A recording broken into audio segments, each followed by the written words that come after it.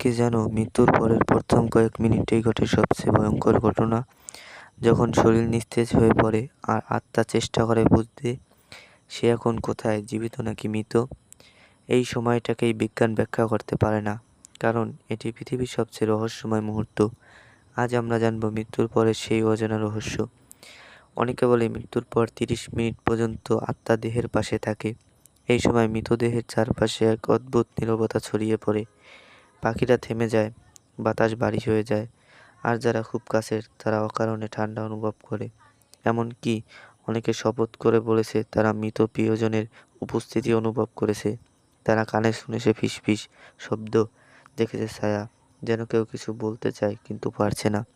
আমরা সবাই জানি মৃত্যুর পরের জীবন এক অনন্ত রহস্য, কিন্তু কেউ কি কখনো ভেবে দেখেছো ঠিক কখন আমাদের আত্মা শরীর ছেড়ে যায়? এক এমন সময় যখন জীবিতরা ভাবে মানুষটি চলে গেছে, কিন্তু আত্মা তখনও থমকে থাকে, আশেপাশে সবকিছু দেখছে, শুনছে, অনুভব করছে। তুমি কি মনে করো? তোমার মতামত কমেন্টে জানাও। আর এমন আরও রহস্যময় গল্প জানতে চাইলে ভিডিওটি লাইক করো, চ্যানেলটি সাবস্ক্রাইব করো। দেখা হবে পরের এক নতুন রহস্যময় ভিডিও নিয়ে।